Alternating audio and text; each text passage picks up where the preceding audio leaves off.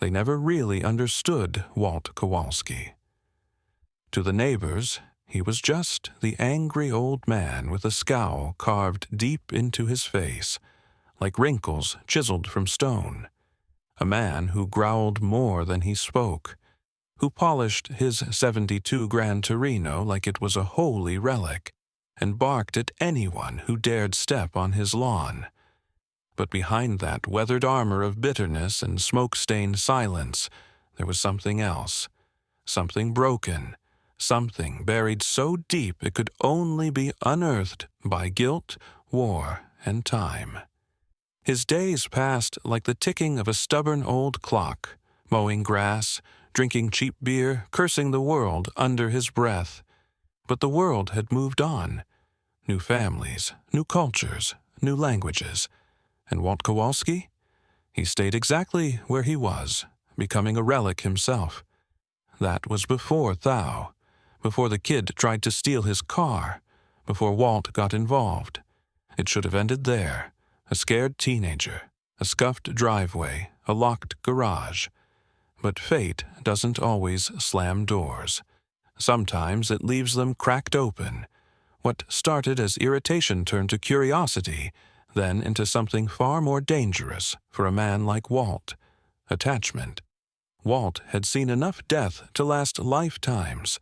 In the rice paddies of Korea, in the trembling hands of young soldiers who didn't know why they were fighting.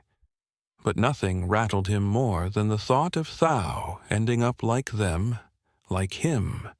And now it had come to this.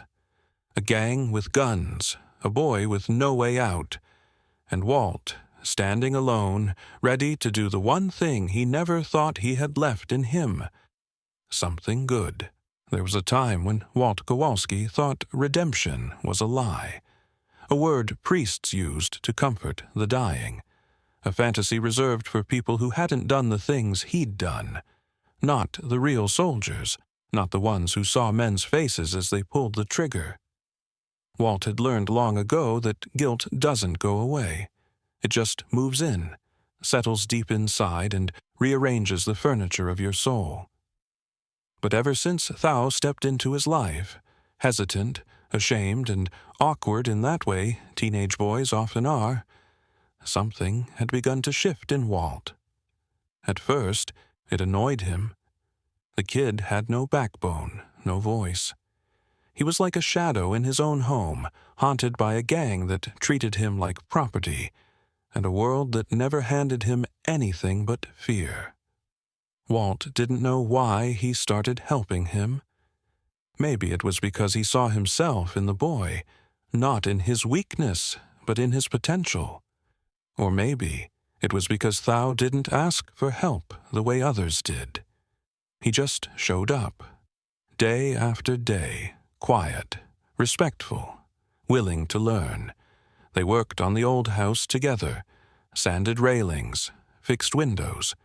Walt barked instructions, but somewhere in between those gruff words and shared silences, something real started to grow. A connection. A strange, unspoken trust. Not quite father and son, not quite mentor and student, but something rare, something sacred. And for the first time in decades, Walt found himself caring. Not just about his car, not just about his lawn, but about someone. Then came the moment Walt had feared all along. The gang didn't back off. They came harder, crueler, more violent.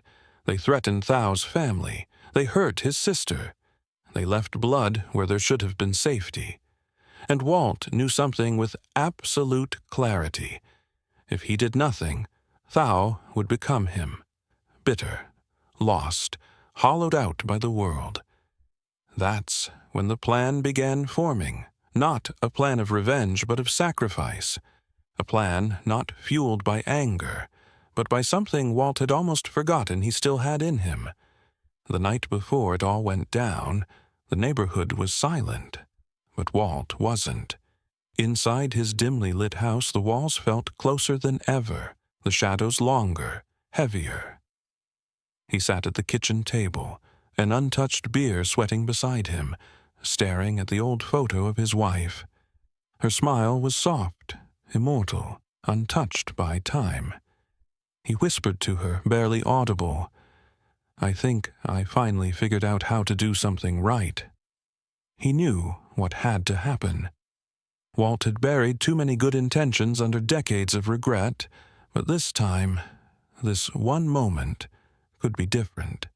It wouldn't undo what he had done in the war, wouldn't erase the hateful words he had spit at the world, or the silence he offered when love was needed most. But maybe it could stop the cycle from claiming one more soul. He went to the basement, not for guns, but for peace. He left his medals out on the table, folded his best clothes on the bed, and wrote a letter. Not to the police, not to the press, to Thao. A letter that wasn't about instructions or orders.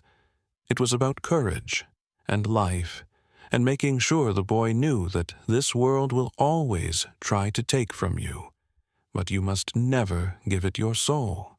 Before the sun rose, he visited Sue in the hospital.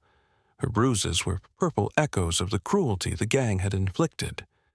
He stood beside her without saying a word, his eyes soft for once. He held her hand for a long time, just long enough for her to stir and whisper, "You look tired." Walt smiled. "Yeah, long night ahead." He stepped out and drove the Gran Torino, slow, steady, as if every block was a memory. The engine hummed like a lullaby. For a moment, he wasn't an old war veteran or a bitter neighbor. He was just a man with one last job to do. And when he parked just across from the gang house, he didn't take a gun. He just took his resolve. The gang house stood like a scar at the edge of the block, graffiti-stained, windows cracked, with evil lurking just behind those curtains. Walt Kowalski stood across the street under the gray dawn sky, the wind rustling his coat, his hands in his pockets. There were no cops, no speeches, no backup. Just him, an old man carrying nothing but memory and resolve. He walked slowly across the road, every step deliberate, like he had already accepted what was coming. Inside the house, shadows moved, laughter, yelling. Someone spotted him from the window. They knew who he was. They knew why he was there. The front door slammed open. A voice barked, "You lost, old man." Walt didn't stop. He stood right in front of the porch, eyes scanning the faces of the gang members as they gathered with sneers and smirks. And then he did something none of them expected. He reached into his coat pocket. Fast, abrupt, like a man going for a gun. And in that single moment, hearts racing, egos triggered, fingers trembling, the world stood still. Then came the sound that shattered everything. Gunfire. Dozens of shots ripped through the early morning air. Walt's body jerked, his coat flaring. Then he collapsed backwards onto the pavement. The silence afterward was deafening, broken only by the clatter of empty magazines and the shocked gasps of neighbors behind windows. And what fell from Walt's hand wasn't a weapon. It was a lighter, plain, silver. He never drew a gun. The cops arrived within minutes, thanks to the anonymous tip Walt had made hours earlier. Everything was in place. Every word, every movement, every bullet, exactly how he planned it. He had forced their hand, made them pull the trigger in broad daylight in front of witnesses, turned them into monsters the law could no longer ignore. Walt Kowalski died right there, not with a fight, but with a purpose. And for the first time in his long, troubled life, he died for someone else. The neighborhood never looked the same after that day. The gang was dismantled within a week. Arrests were swift, brutal, and thorough. The community breathed again. Windows opened, kids played outside, and for the first time in years, people felt like they had their streets back. But amid the renewed life, there was an unspoken void, an absence that lingered like a shadow in the corner of every sunny morning. Walt Kowalski's funeral was quiet. No flags, no speeches. Just a priest, a few neighbors, and one young man standing still beside the casket. Thou. Dressed in the same clothes Walt had helped him buy, hair neatly combed, hands trembling. He didn't cry. He didn't speak. He just stood there with the weight of 1,000 unsaid things in his chest.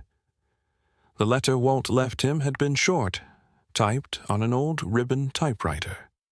It wasn't poetic. It wasn't grand. It was honest. It told Thou to take the Gran Torino, not as a gift, but as a responsibility. Keep it clean, drive it like a man, and don't let the world turn you bitter. That car became more than just metal. It became a symbol, not of power but of transformation, of a man who began his final days full of anger and ended them full of something closer to peace.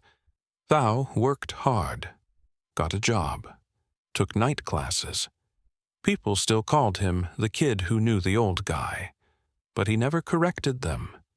He just smiled, started the engine, and drove slow through the streets that had once been haunted.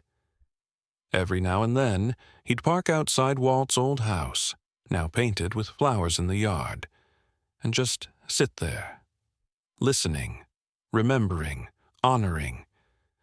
Because Walt Kowalski didn't die a hero in the way movies show. He died an ordinary man who finally did the right thing. And that was more than enough to make him unforgettable.